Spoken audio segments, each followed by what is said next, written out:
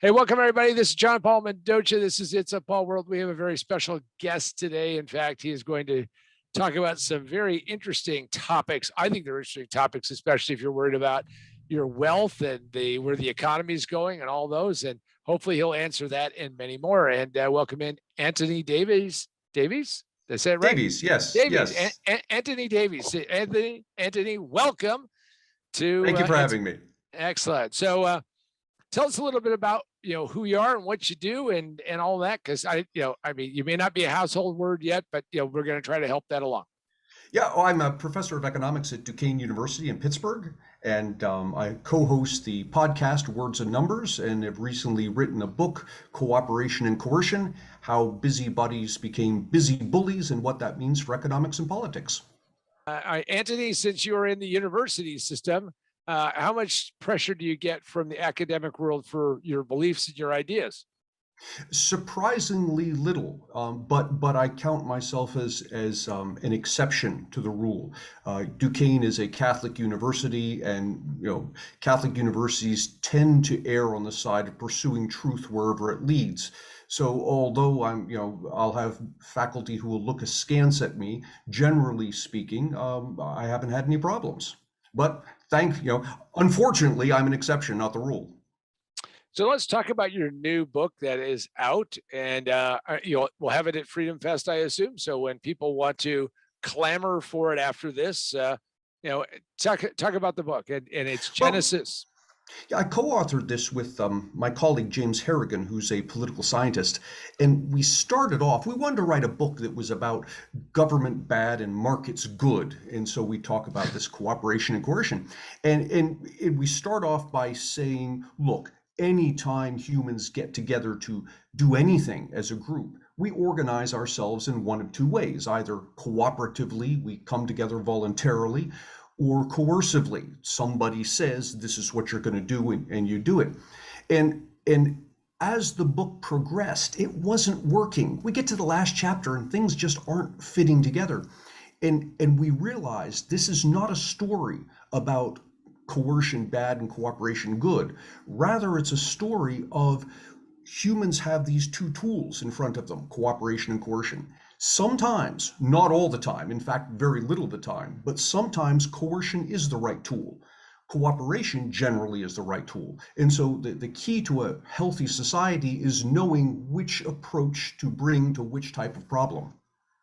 And I'm going to just put it out there. So does this work on all levels? In a business that you may be running, a group of people that you know, and all of those things? Yeah, very much so, very much so. Now businesses are an interesting case, because you look at that, you say, well, that's a coercive because my boss tells me what I have to do. Actually, it's not. It's a cooperative venture, because at any point you can say, I've had enough, I'm leaving. You can walk away. You can't do that with government. If I don't like what's going on, I don't like the fact they tell me I have to pay taxes, I really can't walk away. I mean, you can make noise about, well, you can leave the country, you can go somewhere else, but that's incredibly expensive, and you have to get the government's permission to do it in the first place. But this is the basic difference between cooperation and coercion. Either we come together voluntarily, as long as things work out, we continue to do it. If they don't, we walk away. Versus coercion, where you're just going to do what you're told, and if you don't like it, there's force behind the edicts. Well, it's interesting you say that, because I always love to run into people who tell me about how Social Security, I don't know if you even, but when they say, well, it's voluntary. Well, there's nothing voluntary about it. No, there's nothing voluntary about it. And if you doubt me, try not paying your payroll taxes and see what happens. You'll realize very quickly it's not a voluntary system. And this is one of the problems when we use coercion. So here we have a situation, we've got a problem we want to solve, which is people reach retirement age and they don't have enough money, they can't survive. And so what we've brought to the mix is coercion in the form of Social Security. We call it the safety net. And it's actually the wrong tool for the job. The right tool is cooperation. And this is something we did in this country up until the government took over the whole retirement industry with Social Security. We had mutual aid societies. You join a mutual aid society, it's a voluntary organization, you pay dues to it, and if you become injured, you can't work, the mutual aid society takes care of you. You become retired, you can't feed yourself, the mutual aid society takes care of you. It's a voluntary relationship. This worked very well prior to Social Security. And I say prior to Social Security because, I mean, you can't compete with coercion. So now, I'm not going to join a mutual aid society because I've got Social Security. I'd rather not have Social Security, but I don't have a choice. So how does this apply today? Because we see some rather big waves hitting and crashing on the beach and all of those types of things. So how does it apply today? Because I see a lot more coercion than cooperation going on. You do see a lot of coercion, and oddly, it comes from the people who are perhaps the first to tout the benefits of diversity. Because with coercion, what you're really doing is taking an anti-diversity position. What you're saying is that we're all the same. And if I come to a conclusion that this particular solution is good, perhaps it's good for me, I'm going to impose it on you in a coercive environment. Well, what have I just done? I've just assumed that there is no diversity between us. My preferences are the same as your preferences. My constraints are the same as your constraints. And so you have problems. I give you a good example of this. This is minimum wage. We talk about the fight for 15 and raising the federal minimum wage to $15 an hour. Look, there are some places in the country where $15 an hour is a low wage. If you're a waiter in Manhattan, $15 is nothing. But in Appalachia, $15 is a huge wage. Now, what have we done? We're taking this one size fits no one and trying to apply it to everybody coercively, and you end up with bad solutions. I always find it interesting that the people who want to push for this have never had to make a payroll and pay people on a regular basis, do not understand what is going on. When I hear someone like I won't call out a specific politician, Hillary Clinton, and have her say, well, maybe you shouldn't be in business if you can't pay that. And I look at that saying, and what is the absurdity of that? Because there are lots of people who are running startups right now, a variety of sizes that may grow into massive businesses. Most of them will not make it. I mean, that's my arena of business, and those people are working for free. I mean, those people they're actually, it's negative wages because they're not getting paid and they're using their precious resource, which is time. So I would have to agree with you. It is a one size that fits not. I always like to point out to somebody that it would be the same as the one size fits all pair of jockey shorts, and you have a jockey and a sumo wrestler, and clearly they should not be wearing the same article of clothing. At least that's not around absolutely me. Right. And you said this thing which I've heard people say repeatedly, that if a business can't afford to pay the minimum wage, it has no business being in business.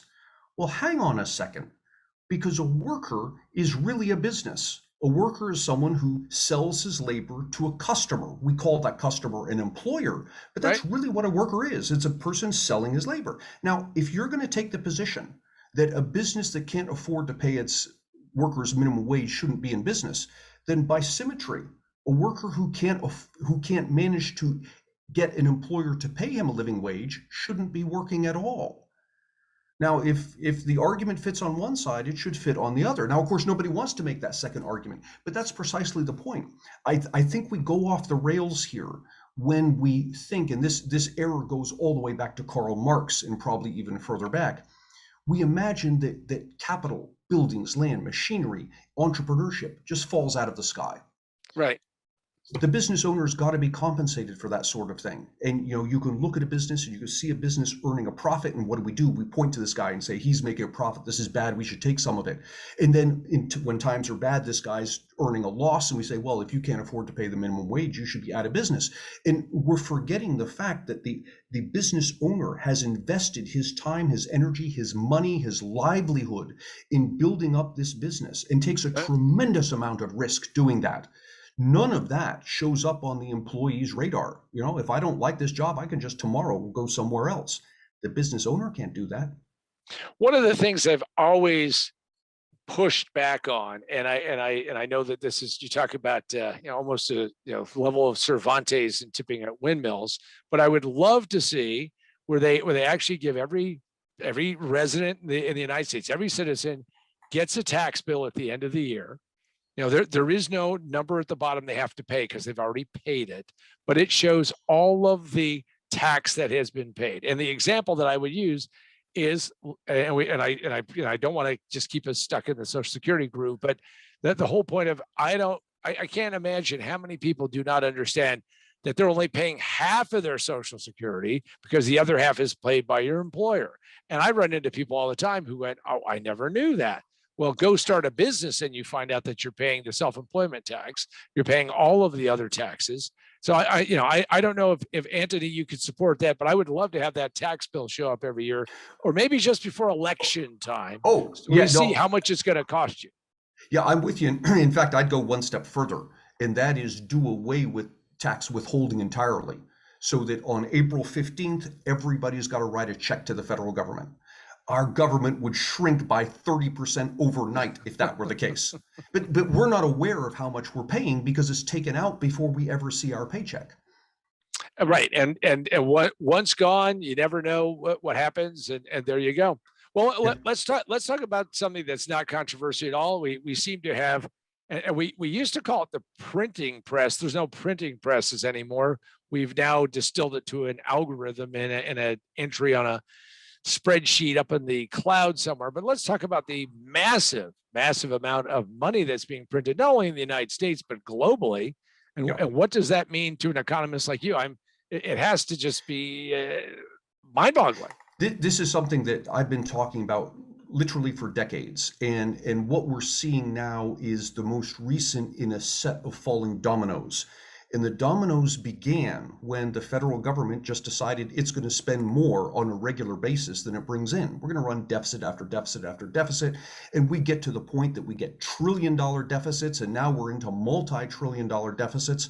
And what happens? Well, the federal government's got to finance this, and the way it finances is by borrowing. Well, here's the problem. Our federal government has borrowed so much money that there's almost nowhere left it can go to borrow more. Now, yeah, their foreign governments will loan more to the United States, Americans will loan more to the federal government, but the amount they're loaning is getting smaller and smaller compared to how much the federal government needs to borrow. There's literally no place else on the planet our government can go to borrow money. So what does it do? It turns to the lender of last resort. That's the Federal Reserve. Federal Reserve, what's it do? It prints money and loans it to the federal government. Well, that's a problem because when the Federal Reserve prints money, we get inflation. Now, people will point out, rightly so, and they'll say, well, hang on, Davies, where's the inflation? The Federal Reserve's been printing dollars for the past 10 years, and I'm not seeing the inflation. I argue we are seeing it, although we don't call it inflation. What's been happening is the Federal Reserve, as it prints money, that money has been going primarily into financial markets, not into goods and services markets. And when we calculate inflation, prices of financial assets don't count. Right. And so you see inflation numbers are kind of constant, things are looking good. And over on the financial side, what do you see? You see a rising stock market. And people cheer and say, look, the stock market's going up. This is great. Well, yeah, if it's going up because we're becoming more productive, that is great. But I argue it's been going up simply because the Federal Reserve has been printing money. It's inflation. And when people finally start selling off those assets and that money comes into the goods and services market, you're going to start to see some serious inflation like we have been seeing since April of this year. Well, it's interesting that you say that because you're right. We have lots of high numbers, and if you look at some of the the unicorn stocks that are out there where people are valuing things that it used to take years for a company to be worth $1 billion, and now overnight you can go toss an IPO out there and now it's worth $1 billion or $2 billion or $3 billion. I mean, come on. I mean, if you want to go out and I help businesses go out and raise money. I am involved in buying and selling businesses, and if you go and say to somebody, oh, I'm trying to stand up a fund and we're going to raise $7 million, they look at you and go, what's wrong with you? What do you mean seven? I mean, why isn't there an extra couple of zeros? Right. And by the way, people are chasing lots of bad deals because of it. And it'll be interesting when that happens, or when it gets back to some level of normalization. But we are living in a point in time where we can live in the fantasy for just a little bit longer. Maybe we all sneak by this time, but we'll see what's going to happen. So what's your sense about where this goes in the next 2-3 years, considering that there's right now, as we're recording this, that there's contemplating that, well, maybe we're only going to have another $3.1 trillion infrastructure bill Right. go through. I mean, where does this end? Is this like one of those kind of thuds that happens when somebody hits the ground? Well, I think it runs as long as voters are willing to tolerate it. And what politicians have found is that voters are willing to tolerate deficits. And so they'll continue to pile it on. You're going to see more and more calls for things like free education and free healthcare and UBI and these sorts of things. And politicians will keep pushing this until voters say that's enough. We don't want to see any more deficits. Well, the problem is voters should have put their foot down a couple of decades ago.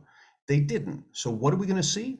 My back of the envelope calculation is that if things progress the way they have been progressing, we're going to be facing in this country persistent year after year inflation of around 10 to 15%. Wow. Which it doesn't sound like a lot compared to like Greece having 1,000% and Venezuela having billions of percent inflation. But compared to what we're used to in this country, that's a significant amount. In fact, the last time we saw inflation like that was in the recession at the early 1980s, when mortgage rates were like 20%. That's right. What you get when you have inflation like that. Well, and that is kind of an interesting time, because I can tell you, having lived through that, having had my father in the owning a machine shop, go try to lease, go get a lease to buy a piece of equipment at that point in time, and right. You were it would have been cheaper to get, because in those days there were caps on credit cards, believe it or not like today. But there are caps on credit cards, and lease rates were higher than credit card rates just to go out and buy a piece of equipment. So you've been on, in this path, you've seen this. So give us a sense of what can an individual do as far as ordering their own life and becoming more aware of these things, and maybe being that person who helps others understand it, so we can slow this, big giant ball from crashing around. Yeah, I'm going to say something that sounds trite, but it really is the answer. And the answer is, talk to your neighbors, talk to your friends, say, look, this is a situation. There's no such thing as a free lunch. Printing more dollars doesn't create more goods and services. It just prints more pieces of paper. Right. You don't have any more food, you don't have more clothing, you don't have more houses than you had before. And somebody at some point has got to pay for this. I liken it to the idea in physics of the perpetual motion machine. And people are always looking for, if I just tweak the machine like this, I can get perpetual motion. And no, it's not possible. Not because there's something wrong with your design, but because it's simply impossible. And so too here, this is the exact same thing. You can keep on printing money. You're not going to create more goods and services. What you're going to create is inflation.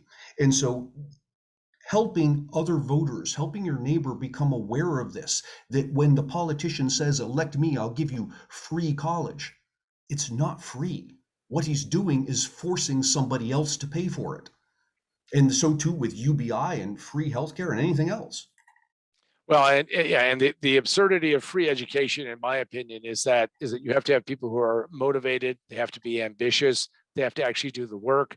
They have to actually go out and get a degree that has some level of marketability. Yep. Got it.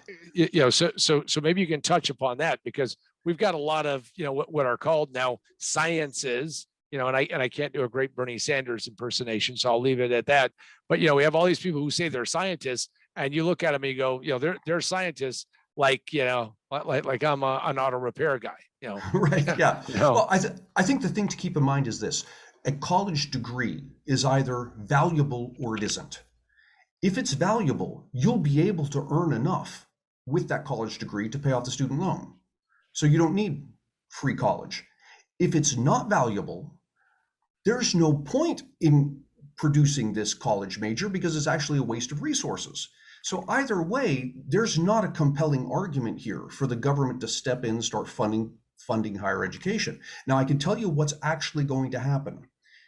If indeed we get to a point where we have quote unquote free college, and what that really means, where the rubber hits the road, is students will go to college, they won't get tuition bills. Instead, the taxpayer will end up paying for it through higher taxes. What that really means is we're going to end up in a situation where the cost of college goes up. Because why? A bunch of people who currently are on the fence, maybe I should go to college, maybe not. Going to college is a no-brainer. It doesn't cost you anything. Worst case scenario, it's a 4-year paid vacation. So all of a sudden, there's going to be a deluge of people into higher education. That's going to drive the price of education up even further. And then what happens? Within the university, all of a sudden, you're going to have a bunch of faculty who are teaching in subject areas that have little market value, saying to the students, look, come and take a degree in this underwater basket weaving, and we're going to make your 4 years easy. You're going to get through this. And you get through this, you've got a degree that has no value to the rest of society. And what's happened in the university? The university has now hired a whole bunch of faculty to teach things that have no value. This is what happens when you disconnect any product from the profit loss feedback of the marketplace. Higher education is already almost entirely insulated from profit loss of the marketplace. Making college free will make it completely insulated. I got into a really interesting, heated discussion with actually it's a business partner of mine, friend of mine. And we were talking about, we were traveling together at the time, and the Obama administration had shut down ITT technical schools as being an abomination. They had gotten a lot of money from, veterans and all that. And I understand, when you're a for-profit business and the government opens up the big checkbook, it's, it can go over the top. Got that. But what I said to him is, I said, look, if you applied the same standards that that administration applied to ITT Tech, and you applied it to higher education, and you said, how many of these people who go into this kind of degree program end up with more money? I mean, if you teach somebody to be an IT tech, at least we know that they're not going to be a barista, and they're going to actually be able to connect computers together. If you teach somebody how to be a welder, we know that they're not going to be sitting there saying, do you want fries with that? I said, at least that way we can show some level of marketability. Yeah, and I think there's a reasonable comeback to all of this. And the comeback that you'll get is people saying things, well, but hang on. It's valuable to learn multiple languages. It's valuable to be educated in literature. It's valuable to be educated in art and all of these things. To which I respond, yes, it's valuable to the person receiving the education. The question we're asking here is it valuable to society? Because that's who would be picking up the tab. And we have a measure. It's not a perfect measure, but it's the best measure of how valuable an education is to society. And that measure is the wage rate employers are willing to pay you to do jobs that require that education. And then we're back to the beginning of, if you can't earn enough with your education to pay for a college loan, your education is actually destroying resources in society. It's not a net addition, it's a net subtraction. Well, and interestingly enough, and this is a headline that I don't think we're ever going to see, is that we're never going to see this headline, which is unemployment up, libraries jammed, additional security called. Because during the pandemic, I talked to a lot of people who were, you know another Netflix thing, another this, and I said to all of them, did you learn another language? It isn't just a spoken language. Did you learn how to program something? Did you learn how to use this? Did you do this? Did you do that? How many words did you? You now have all this time. You have this time. Right. What are you doing with that time? And I talked to a lot of people who, again, because of themselves, they were now sitting on the couch, and I'm like, so this is the time that you need to start running fast and start moving quickly and intellectually moving. Making this available for free makes no sense to me on a person who has no inclination to want to go out there and better themselves and become more competitive. I said, the person who's out there shooting baskets every day who wants to get great at basketball isn't doing it because every time they shoot it, they go, okay, I'm this many credits closer. It's because they're attempting to better themselves. Right, right. And I want to head off a criticism here. And the criticism someone would make to our conversation is, well, look, here's a couple of educated guys, and it's easy for them to say that. But what about, the poor student who comes from a poor family and can't afford to go to college? What about this student? And to which I respond, well, hang on. There's a difference between financing education and affording education. Affording education is, when I'm finally done, am I earning enough to pay Right. off the loans that I had? Right. Financing it is a different matter. And financing it is there someone out there who will loan me the money so that I can get the education now and be able to pay it back later? Financing is available to anybody, from the richest to the poorest. And that's the thing that stands in the way of you getting into a college. The financing is there. The question we're talking about is the affordability. That is, should you be, given that you've got the financing, should you be studying underwater basket weaving? The answer is no. You're wasting your time. In fact, I'll tell you, and I've looked at the numbers on this, there's a handful of college majors, and by handful I mean maybe a dozen college majors, that actually are worth less than a high school diploma. That is, after the 4 years that you spend studying this dozen majors, you actually have less market value than you had when you started. Well, that's a list that maybe we need for another book. Uh, Right. Yeah. well, I'll share with you a story that during the internet boom, the internet bubble, the explosion of it all. I was actually the tech evangelist, or I was the evangelist for a high tech startup out of MIT. You may have heard of those guys. It's a little school in Massachusetts. And I'm sitting on the plane. I'm flying out of Boston, and I'm on my way back west because I live in the West Coast. And I'm sitting next to an associate professor at Harvard, and I'm talking to her about this thing called the internet. By the way, at one point in time, I used to tell people about the internet, and they would look at me as if I was describing fire, and they had never seen fire before. Okay, so I tell her, listen, at some point in time, really soon, Harvard needs to get online. Harvard needs to offer classes online. We need to change the educational system, and in fact, decouple that everybody has to, like march away to Mecca, that you can actually go in and use technology. And then that way, if somebody is in some poor Appalachia or wherever, Mhm. they can go get access. And she looked at me and says, well, Harvard's never going to do that. We're never going to cheapen it. Well, here's the sadness for me, because that's what, 20, 30 years. I mean, it makes me feel older.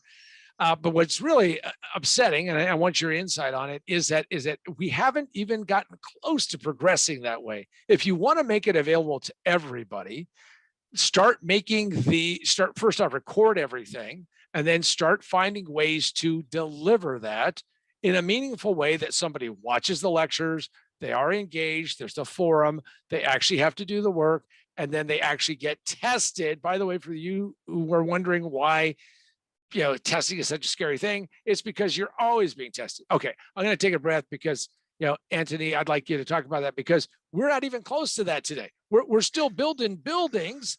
To who Yeah, and we why? are, and I think it's one of the if there are positives to come out of COVID, this is one of them. I think it pushed us 10 years down the road closer to that ideal that you're describing.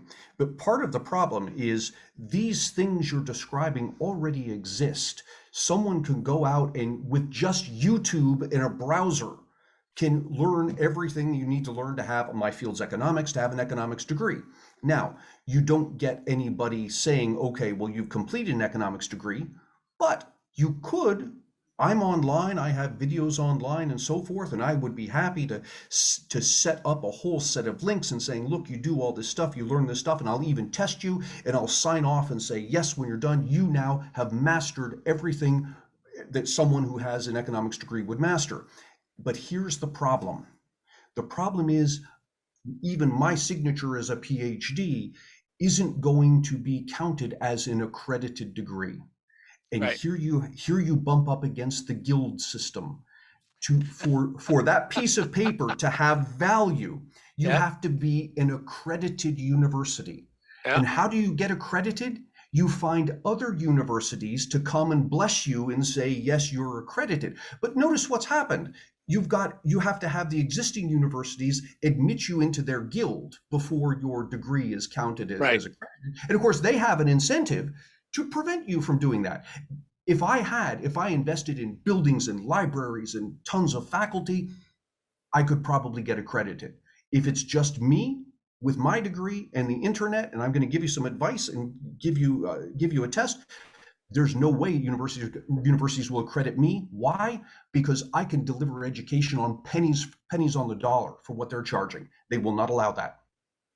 And you just said something that was so important. And if for the listeners, if you haven't picked up on it, is that anything that you see that there is scarcity, you will almost always find a guild, and that guild is going to protect what I call a rice bowl. And in fact, when I work with my clients, I always send them a rice bowl empty. Of course, I say, just keep understanding that every customer you have has a rice bowl. Every employee has a rice bowl. You have a rice bowl. It's a great metaphor. And what you're describing is the guild has a rice bowl that they're trying to protect, and they do not want anyone else to do that. I mean, we take a piece of legislation like one of my least favorites, which was Obamacare, which, of course, whenever I meet somebody who triumphantly says on the left, and I don't know your opinion of it, but who triumphantly says, well, listen, it's healthcare. And I said, it's a tax. And they go, no, it's not. And I said, it's a tax. No, it's not. I said, it's a tax because it would be struck down, because it wasn't a tax until we got to the Supreme Court. And John Roberts said, I will not strike it down, because if it is a tax, then Congress can pass any tax they want to pass, however foolish or ridiculous. And the Obama administration said, it's a tax, but we have a hard time. And I'm going to sweep you up into this. So if I do, okay, we need to say to people, it's a tax.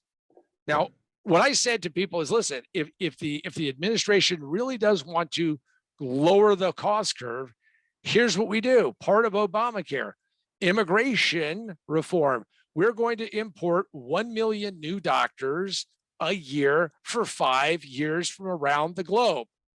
Guess what? Prices would go down, but the guild would surely not like that, because they have a nice, cozy situation. And I have doctors who are friends, I have doctors who are clients, but I'm going to tell you, they got a guild. They got a really good guild. Yeah, this is absolutely right. And you can see this in the numbers. If you go back, and you have to go back to prior to Obamacare, because now everything's kind of standardized, right? But if you go back prior to Obamacare, when states could do their own thing, there were some states that enforced this guild system. So they would have strict laws saying things like, you cannot, if you're buying insurance in Pennsylvania, you may not buy insurance from an insurer who's based outside of Pennsylvania. And why would they have such a law? Well, the argument is, well, we're going to protect the consumer, because if you have problems with your insurance company, you want them to be local so you could deal with this. No, what was really going on is the insurance companies co-opted the state legislature and said, look, set up these laws because it gives us a guild, a fiefdom. It prevents competition from people outside. And so you can see states that imposed more restrictions like this, the cost of insurance in those states was significantly higher than states that didn't. And by significantly, I mean like 3 or 4 times the price of what you get in states that did not have this. And you're absolutely right. This is, if you see a problem with rising prices and you're wondering what's going on, look for guilds, look for government restriction of competition. That's almost always the answer. And it works. And that gets back to your book, which is, that is the coercion part, because that's the coercion. Yeah, absolutely. And what we should be doing here is leaving things to cooperation, like we do with car insurance. If I find a better deal from an insurer in Washington State, I can, with a few clicks of my mouse, I can do that. I can purchase that insurance. And so nobody's wandering around asking, why is car insurance so expensive? Well, maybe some people do, but we don't have it it's not a big national conversation like it is with healthcare. Why? The difference is one's cooperative, one's not. Exactly. All right. So at FreedomFest, I mean, you and I think we could go back and forth, and I love what you're saying. I mean, I'm excited. And oftentimes when I'm going to do an interview and somebody says, "Well, he's an economist," you go, "Well, which kind of which kind are we going to get? Which one? Right. But I like your energy. I mean, great energy. So, what are you going to talk about at Freedom Fest? Well, I'll be giving a couple of talks, one with my co-author, James Harrigan. We'll be talking about our book, Cooperation and Coercion, and I'll be giving another talk on why the world is becoming a better place. And this talk is an antidote to all of this stuff you keep hearing over and over again about how the world is going to hell and this horrible, and our grandparents had a better life than we did. Oh. It's all complete nonsense. Now, there are some ways in which the world's gotten worse, but 90% of the ways you look at the world is, we are living in a magical time compared to where people lived a generation or two ago. Yes, and I would agree with you wholeheartedly. I can't wait to hear that one. And by the way, if you have never been to Freedom Fest before, what you'll discover is that you will have the tyranny of choice, as I like to call it. And the tyranny of choice is that you're going to be sitting there saying, "Uh-oh, I want to go hear Antony Davies talk, but I also want to go hear this person and this person, and this person." And of course, right now with him, live here, I'm going to say, you got to go see Antony. You got to go see.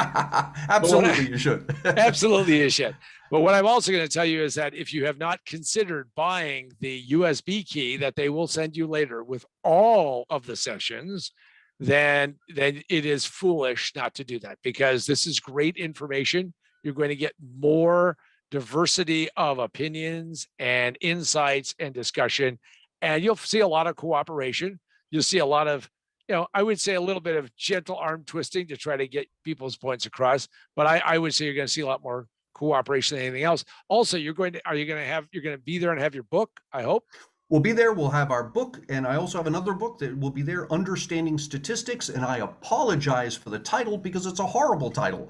The book is about, it's not about, well, it is about statistics, but it's not about teaching you how to do statistics. It's teaching people how to understand it when other people quote statistics. So if you're someone that you hear people on the news, a talking head saying this is true and the other thing is true, this book will set you straight.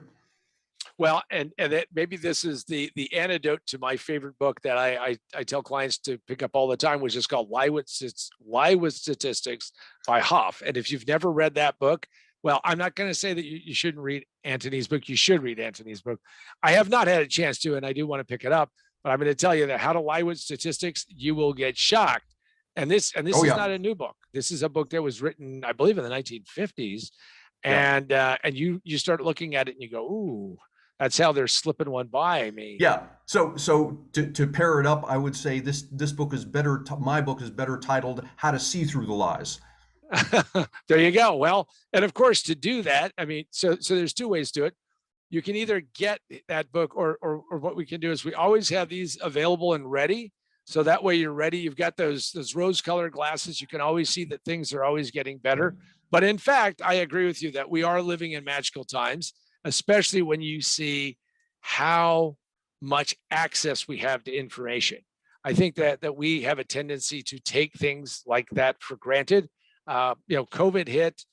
We were launching my book, and then we actually wrote a second book, which was called Remote Work for a Better World. And I was actually invited to speak to Peruvian entrepreneurs. Now, okay, who knew? And they said, okay, we have to do a pre-call. We had to test things out. And they said, well, here's our problem. We only have so much bandwidth that we can give. So we have to cut off how many people can be there. Now, I speak not a lick of Spanish. My business partner, Gabe Batista, I mean, from Colombia, perfect. But go in there, speak. We're gonna listen to you. We're gonna do some translation, and then we're gonna translate it for people. But we can only have so many people because we don't have enough bandwidth for Peru. So if you're sitting there saying, "Oh, we live in really tough times," there are people in Peru who are waiting in line to hear these things, and you need to think in terms of how. And I'll just use the phrase: you have to think of how blessed you are, how lucky you are that we have that. And of course, absolutely. To go to an event like Freedom Fest and do that. Have you been to Freedom Fest before, Antony? I have. A couple of years ago, I met William Shatner, which was the high point of my year. Me too. So I probably have rubbed elbows with you. We probably did. Yeah. So what I'm going to do is I'm going to ask a couple of quick questions, and we're going to do a quick wrap up. And I'm going to give everybody directions on how to get to Freedom Fest. Now, and you live in Pittsburgh, so these are maybe germane for you if you haven't done it. So if you haven't signed up yet, it's July 21st through the 24th, July 21st to 24th. It's Rapid City, South Dakota, and I'm going to give you directions on how to get there. A couple rapid fire questions for the good professor. Is there a way out of this crises, this monetary crisis that's beyond our borders, by the way? I mean, the world is awash in debt without going through an inflationary cycle. Do you see any way out of it without us having to go through and either, devalue the money or go through rapid inflation? There's only one way out, and that is that some land-breaking new invention, discovery comes along on the order of the internet, maybe fusion power. Beyond that, mathematically, it's just not possible.